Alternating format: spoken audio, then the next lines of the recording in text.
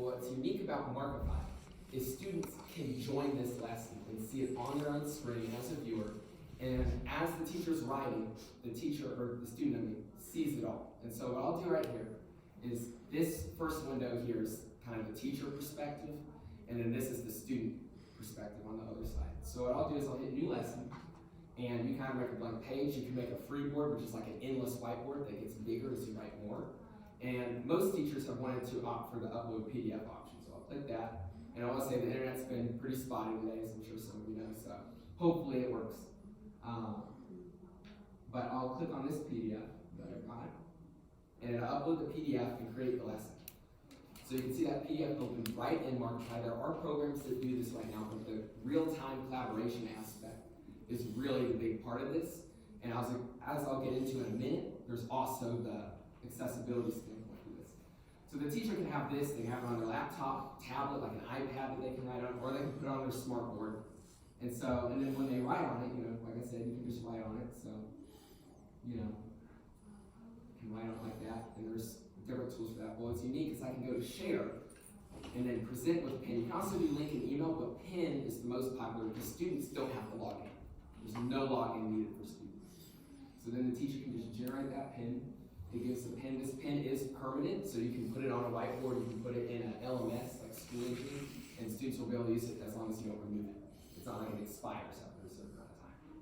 So I can copy this, and I should mention you can require the login if you wanted to, because maybe students were putting a bad name or something like that and wanted to force them.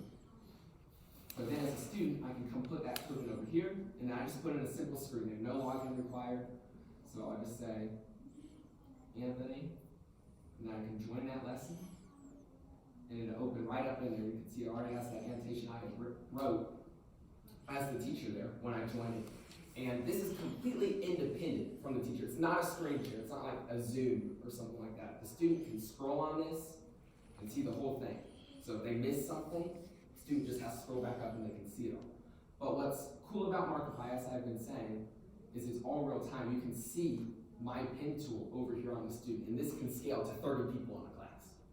And so all the students can see what the teacher is pointing to, they can see where they're actively writing, and that's what really brings the collaborative aspect into it. But now I want to talk a little bit about the accessibility part of this. What I did not realize at first when I came up with this idea was just how big a problem. I always sat at the front of the class. I'm kind of a teacher pet kind of guy. So I always like sitting at the front, with the board in front of me and seeing it. But, the back of the class, it's very hard to see a projector screen or smartboard, or even a blackboard or whiteboard for that matter. Even if you're writing big, you kind of have to squint, and not to be mean, but it's like a teacher's handwriting here a little bit. Might not be the best. So, with Markify, not only does the student have it right in front of them, they can zoom into it on their own device. And so, if I go in here, I can zoom in. So if I didn't know that this was a 0 or something, maybe it's a bit hard to read, I can just zoom in and see that completely separate, not affecting the teacher at all. So the teacher can come over here and write, and that's all streamed across. So that part right there is what so many teachers that I've showed Markify have been excited about. But another aspect that came as a later development that teachers requested was, I see someone else has joined. Feel free to join. You can join here. How do you get to it? Markify.link/join. So here, I'll put the code up here. So if you want to join, go right ahead. Yeah, the internet should be better because not everybody stays till the bitter end. And there was an Apple device that was casting this morning, and they finally found that device, so they got it off. One device can take us down. Scary, yeah. So, yeah, you can go ahead and join and get in it and see what you think. But the collaboration really elevated when it came to temporary editing. So in current programs, maybe you can give someone an editor, but you can't just take it away from them that easily, or maybe you have to type their email in. With Markify, you've got a members list right here, and I can see all of you in here as the teacher. And I can just click on somebody. So here, I'll give Blair temporary editor. And so Blair, can you go solve number 3? So hit the pin How about tool. number 2? Okay, I'm sorry, what teacher hasn't had that? And we say, sure, choose a good one, try it. So yeah, you can hit the pin tool on the side. Most tools aren't done right now, but in the next 2 to 3 weeks, that's what my main project is. And there you go. Look at there. And so many teachers, right now, you raise your hand and you answer 12, But the idea is, with something like Markify, but there's also other tools out there that you could use, things such as Nearpod, stuff like that. Engagement is what you need to get students with the lecture, to be completely honest. That is the end thing that I've learned through all my school. That's what teachers I talk to say. You've got to get them engaged in the lesson where they can actually participate. And with something like Markify, not only could they just raise their hand and say, well, why not give them editor and have them write 12? And they're actually doing it, and everyone in the class is seeing this. Another feature of Markify that all of you can try is if you open the members list and you click on me, there will be an observe option. And so this really came down to a lot of teachers were telling me, I want to put computers in front of all my students. 60% of US schools right now have a one-to-one computer program. Every student has a computer accounted for, and about 10 to 15% have a actual Chromebook pilot program where students take it home. And so, and it's grown. And so, with something like this, teachers are constantly, what if they're playing games? What if they're goofing around? What if they're not actually engaged in my lesson? If I'm putting these, this website on everyone's computer. And so to solve that, I really added 2 things. So the first one's observe. So if you're observing, it follows me around as I scroll on the page. And so here, I'll actually over here, can click on me, observe. And as I scroll on the page, it follows me on there. So now the student doesn't have to be. If they're on their computer just typing away and doing stuff, they're probably not on task, was the idea behind it. They can just have their note sheet. And another key thing I'll mention, the idea of replacing paper in the classroom is, in my opinion, should be thrown out the window. There are so many, I'm not throwing anybody under the bus, any companies or anybody, but there are so many people that think, oh, well, we have computers, that's the replacement for paper. Let's throw out paper. And I think there are applications where computers can be used instead of paper. I'm all for that. But I think you actually have to be writing the notes a lot of the time to understand it, to truly grasp it. And Markify is not meant to replace paper. It's meant to go with paper. It's meant to, I have the math notes on here and be putting them on my paper and see it up close and interact with the document. Thank you. So that's kind of the idea behind Observe. Another feature that I've added to also combat this, which I can see as a teacher, Odell, you better get back on task. It actually has an idle indicator when they're viewing another window and they're not actually in the lesson. And everyone can see it. Everyone. So they're thrown under the bus. You gotta be on task. And so. Then they're gonna call each other out, which is great. Yeah. Exactly. Blair. Get their friends calling them out. Come on, Blair, get back on task. Can kids, Blair, I'm looking at you. can kids type on this or just write? So right now the text box isn't added, but that's what I'm working on right now. Okay. So by release, which I'm hoping in 3 weeks, 3 to 4 weeks, it will be there, and then they'll have a text box, and that's what they'll use on a device. Because obviously a Chromebook or something, a pen might not be ideal for that. But a lot of teachers, yesterday was actually the first classroom trial of it. A teacher used it in their class for the first time with 30 students, and it worked the whole class. There were a couple of small issues, but they didn't have to switch back to their previous ways of doing it at all. It worked. Students liked it. I'll And so- try it for you if you want me to. What's that? I'll try it for my students if you want me to. Please. I teach history too, so it could be a different style of content as well. Thank you. Like Thank you very much. like an annotation of text, Exactly. element, or. So I'll show you. Yeah, show the highlighting and all that stuff. So I'm showing the pen tool. Another tool that I have added right now is actually the highlighter, which will even straighten. So if I highlight this, it straightens. If I we're wiggling like this, if you're too wiggly into it, but see that straightens. So if I'm highlighting something, it automatically straightens. I can underline it. So it's not ideal for this math, but if you're in an article or something like that, you could be underlining, striking through. Like if I, as a teacher said, don't do number 7, I can just strike through it like that, and all the students see that on there. I feel like you could use this for like relevant versus irrelevant information, or like answering a variety of like syntax questions or thematic elements to it. Thank you. Yeah, I agree. So, yeah, and so, you know, it started with that math class, but after that, I went to my English teacher, and he's like, I need this right now at the time. Unfortunately, he's had to wait 2 years. But he wanted to use it, and went on, not just for that, he wanted to use it, you know, as a class, but he also went, one thing I want to use this for is a Socratic seminar. I want to do more, but they're not convenient. Yeah. With something like this, he did, I don't know if you're familiar with the two-circle kind of method, where you have the inner circle with the students that are talking, and then the outer circle's observing, then they switch. And you're questioning. Yeah. And so he's like, right now with the Socratic seminar, you're just talking. But with something like this, I can make everyone on the inner circle an editor, and then everyone in the room that's not a viewer. And then have them not just talk, but they're underlining. They're putting a text box, they're putting a comment wherever they're, you know, about their thoughts. So like, I think this passage is important. And they underline it, and everyone in the class sees that, and the teacher can see that on their end. They can see what's being put. And so it's all about increasing that collaboration. And the biggest thing up until now has been technology limitations. Like, I'm sure we all know the computers and stuff's 5, 10 years old in a lot of schools, and a lot of the internet hardware might be degraded. But it's finally gotten to the point where in most cases, this can work. Yes.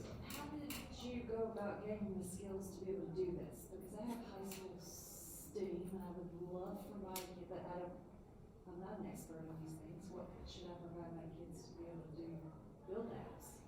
So like I said, I really started with that social media thing, and it seems completely weird to like do that. I call it a 180-degree shift, because it's kind of like social media and ed tech's kind of like polar opposites if you talk to anybody. But that social media, I developed a real-time system for it, and I call it Sample Slack. It's really the foundation, and I didn't know it then, but that is what would go on to power this, is powered other stuff, and other people have even used Simple Slack in their apps. But Photon was really where I got the foundation for how to do real-time stuff, so I knew what I was doing when I started this project.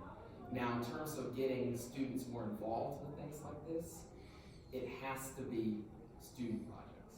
Right, but mine are all student projects, and they all have student quiz complete, but we're just starting, and so my high school don't have the basics of computer science. Go back to where you told me about your coding camp. Yes, where did you? Or how did you get started with this whole?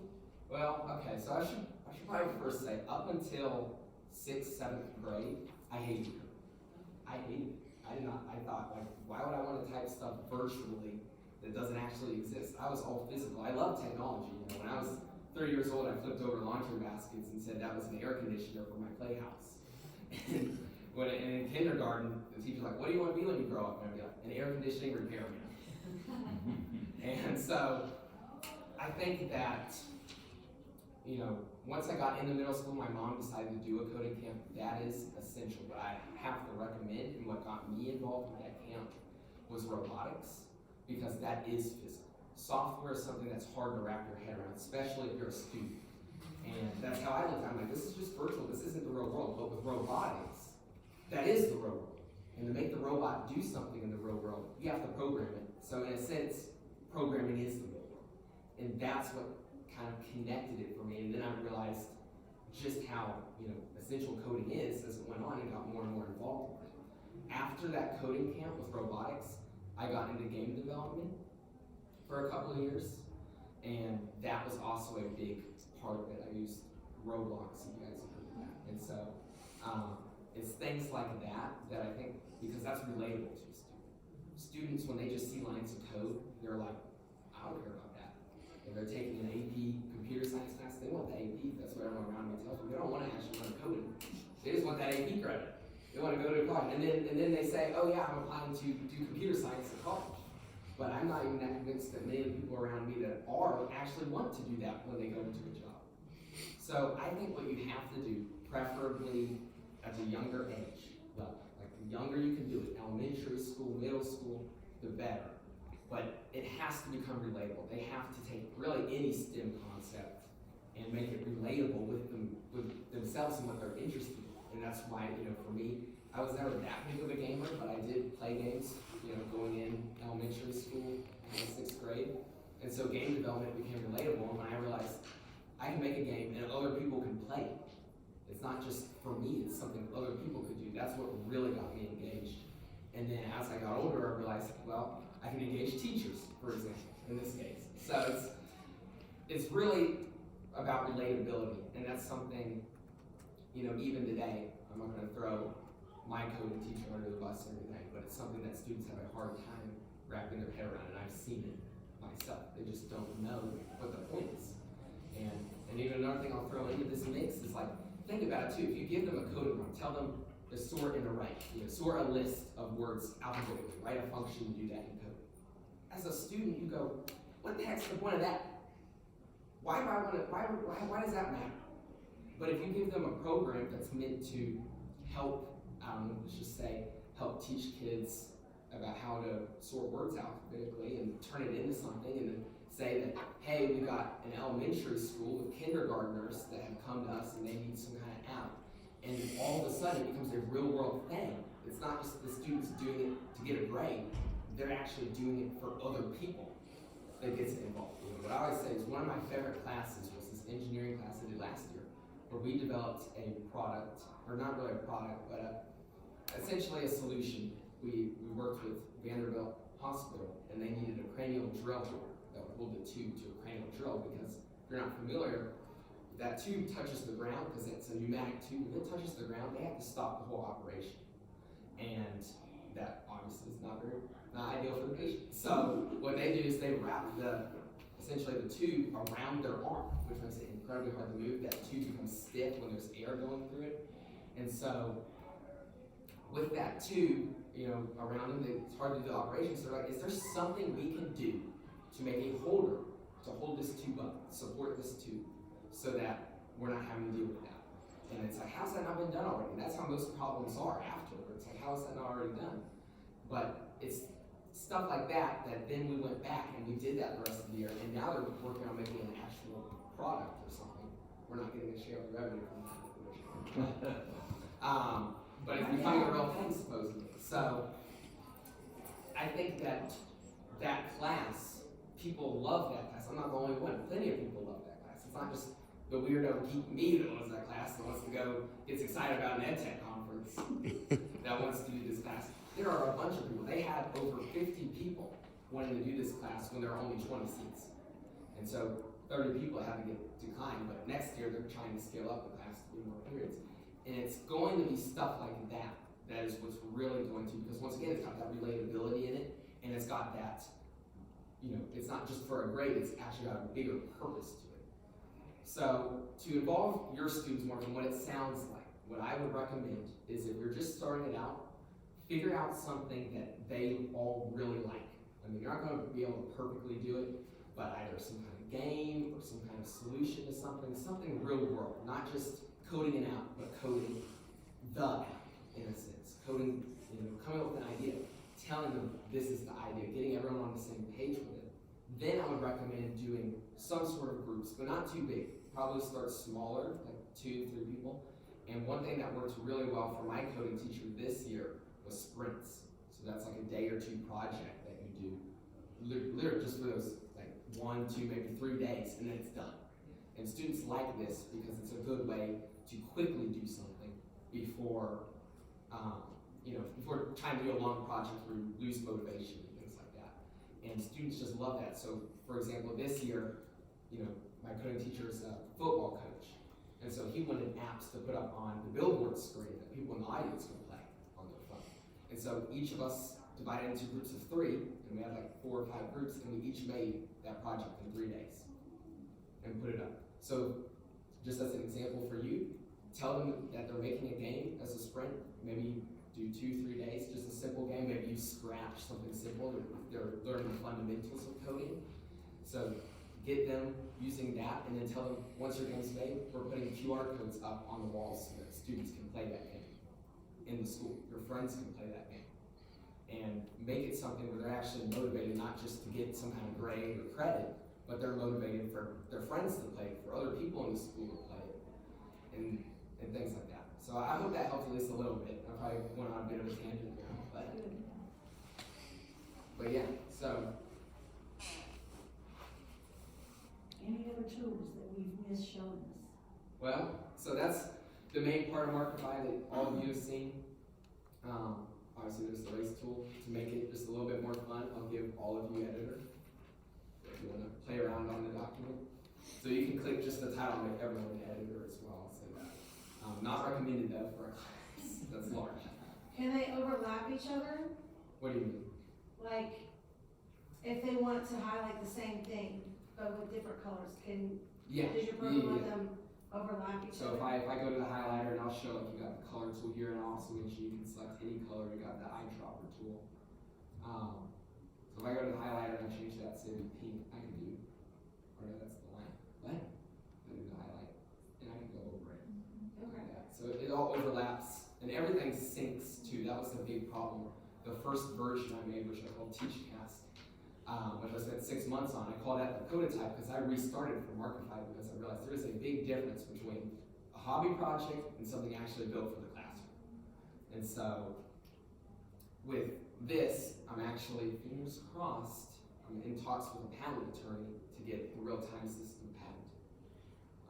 So I'm having to do a write-up on that right now, but hopefully by release, can have a provisional patent. Can you see what each kid did? Like, can I click a student and see what they added to the? Not right now, but it is a plan thing. I don't know for release or if that'll be one of the first updates. The hard thing is that since it doesn't have accounts, or it doesn't have to, once they leave, it's gone. Gotcha. Who did it. But I am thinking maybe you could click it and it would show like the name they had put, or something like that, because I didn't realize that's important. So if you, for notes or things like this, or the teacher, can you, as the login person, save that? If the It's teacher- all saved automatically. So if the teacher closes out, you still got your, So I'll exit out here and back to the dashboard. This has all your lessons, by the way. And I will say, if the student does make an account, which they don't have to, but if they do, they actually see the lessons here, so they can go back if they want to go back to the notes. But I will point out, so if I go and open it back up, nothing's there. Anthony, I dug around a little. Can you show like the export features? There we go. Sorry. So the export feature is not done yet. It's actually what I'm working on today. Oh, okay, so you have a menu, but you're working it. Yeah. Okay. So I'm telling you, what I've been telling people that have been testing it is there are literally buttons showing up each day. So, and then here I'll try adding, here if you guys want to draw some stuff, you can actually add more pages to it. So I'll add, say 5 pages. Add pages. And there you go. So you guys want to. So if the teacher leaves, but leaves everybody still active, they can still write. Yes. However, the teacher will just need to remember to do it.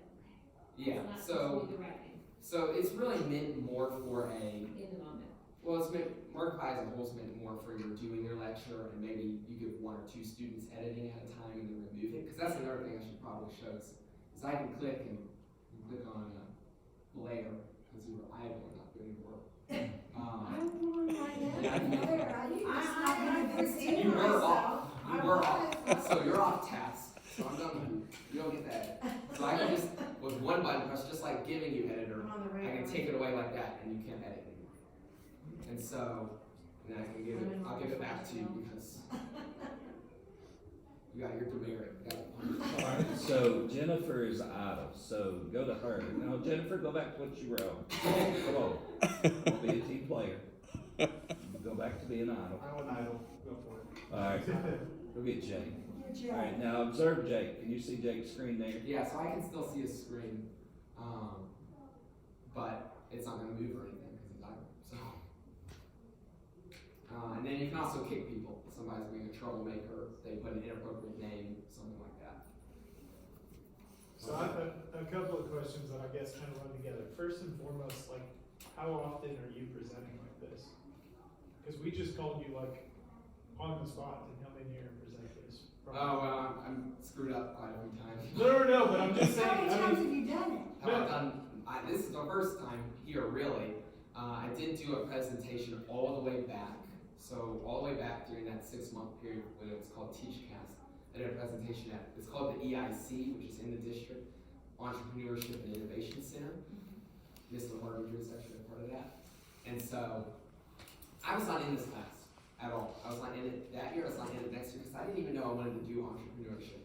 But I had made this, and I showed my coding teacher, and he's like, all right, this is so impressive. I'm gonna talk to Qualls, who's like the CTE director of the whole district. And before I knew it, I was at the EIC pitching with all the students that had been doing the EIC for 2 to 3 years. And was there pitching this, despite not even being in class, despite not even really wanting to do entrepreneurship. But that's what really kind of got that in my head, and I started realizing, you know, I like the coding part, but do I want to do the coding part for 9 hours a day? Or am I more on the creative part? And that's kind of where I've been at. And so I look at coding more as, like, if you ask me to code a small project, couldn't do it.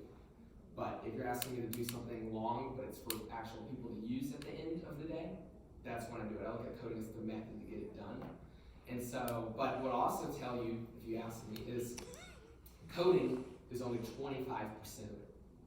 The other 75% are going to be the connections you make, the people you make, and all of those skills that go with that.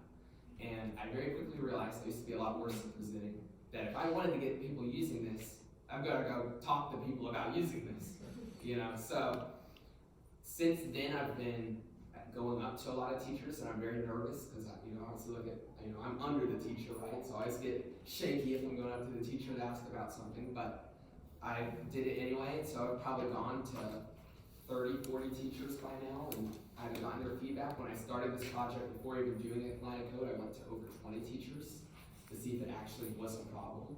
Because that's a very essential part as well. It's not just, you can't just start coding, and you can't just start with an idea. First, you gotta have a problem, then you gotta think of the solution, and then you can start with the idea to achieve that solution. So anyway, so a lot of those teachers, even though it was only one-on-one, I had to develop a lot of presenting skills and demo skills. The teacher that used it yesterday was not wanting to use it at all, period, at the start of the day.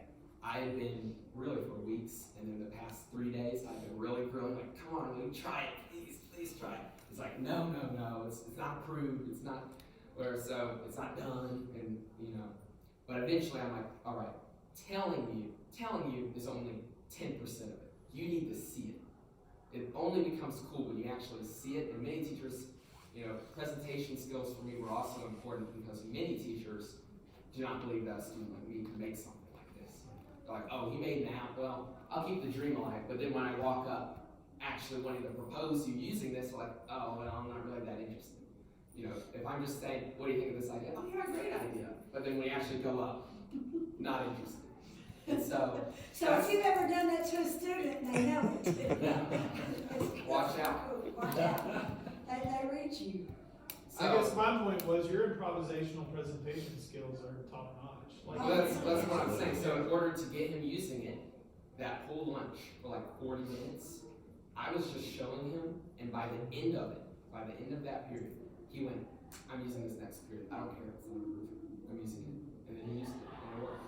And so I had to go from, he hated it, I barely got him to open it. Like, he would not open it. But finally, he decided to open it. I have gotten ClassLink certified, so you can log in with ClassLink if you're familiar with that.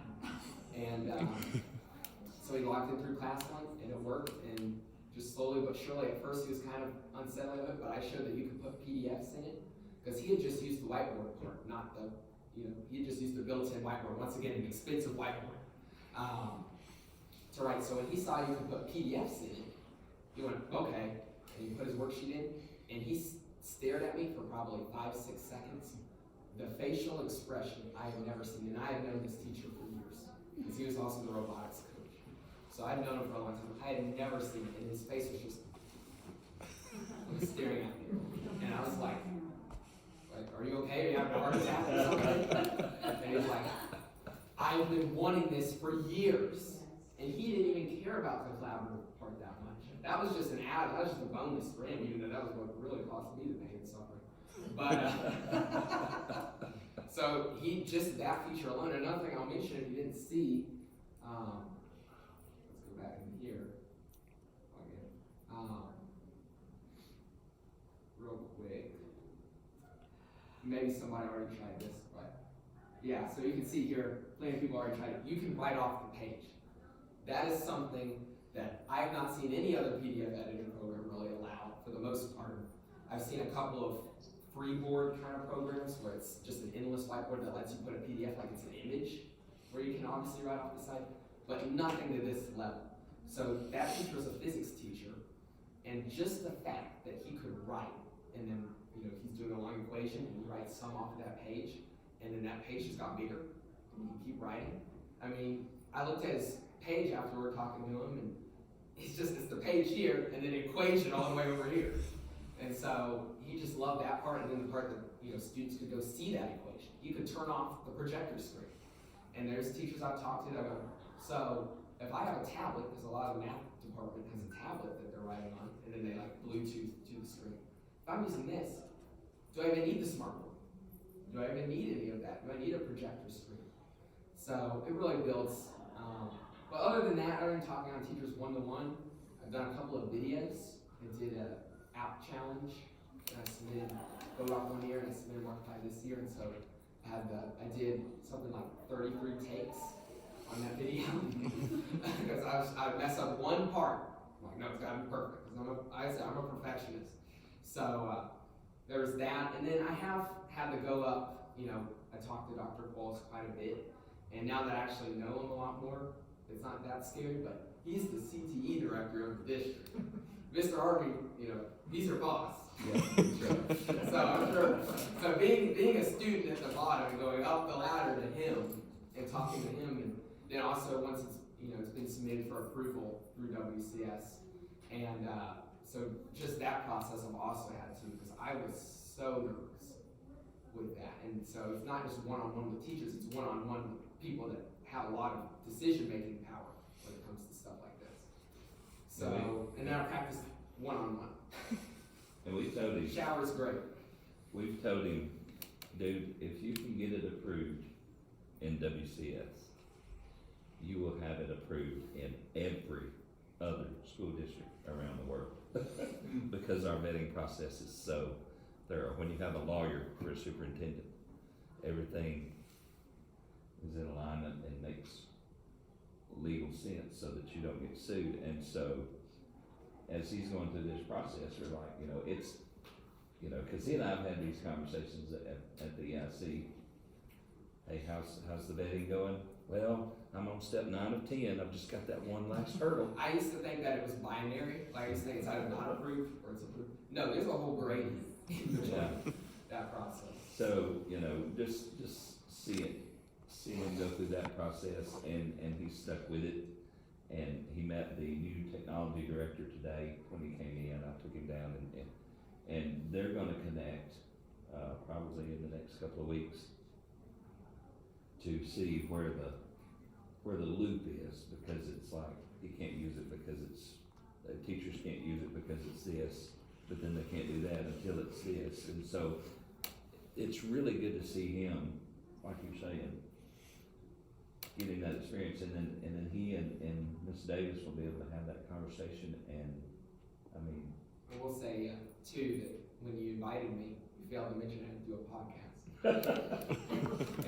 and I didn't say you were gonna And then present. I do have a presentation next week in front of Middle Tennessee Leadership Council. Yeah. Leadership, Middle Tennessee. Yeah. Well, it's impressive that he walked with him, got his computer do you not feel like you're in Shark Tank? Yeah. I thought it a little bit for a moment. Yeah, that he That's is, reminiscence of it. he has just shown you something that he has created that I can see someday, somebody out here, if not him, is gonna have purchased this from him.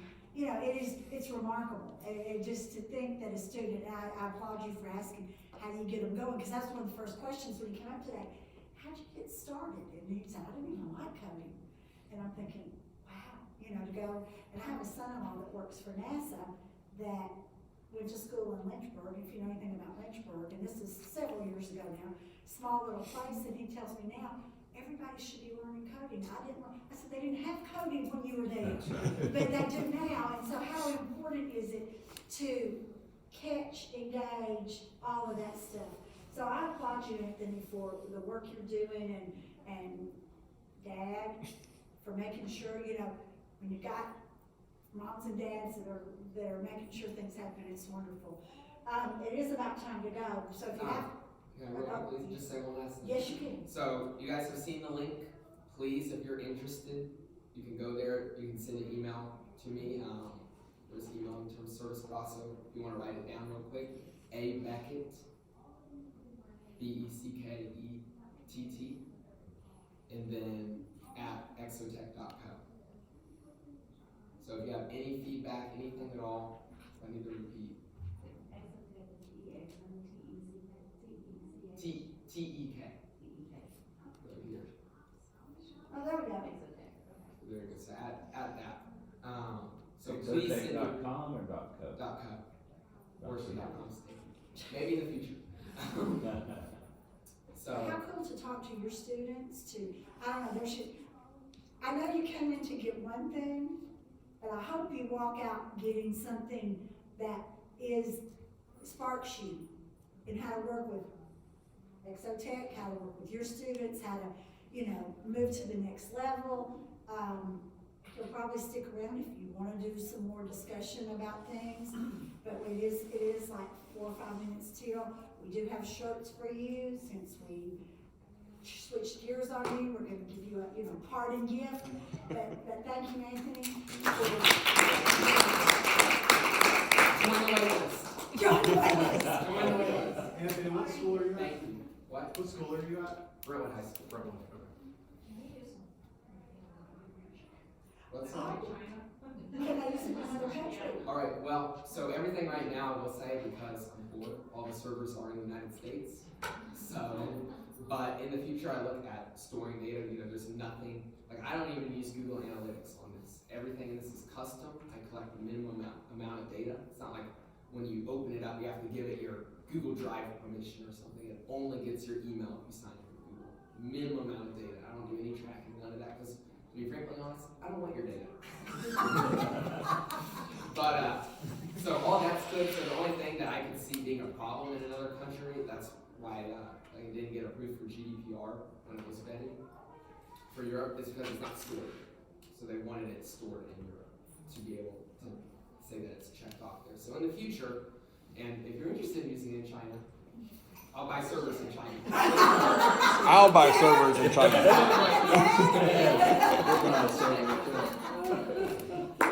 Well, thank you guys so much for sticking it out and get your shirts, talk to Anthony. Remember, at 7 tonight, we'll be in the big room. We'll have hors d'oeuvres, we'll have Singo. If you've never played Singo, it's bingo with songs. It's about an hour and 45 minutes of that, and then we're gonna do some karaoke.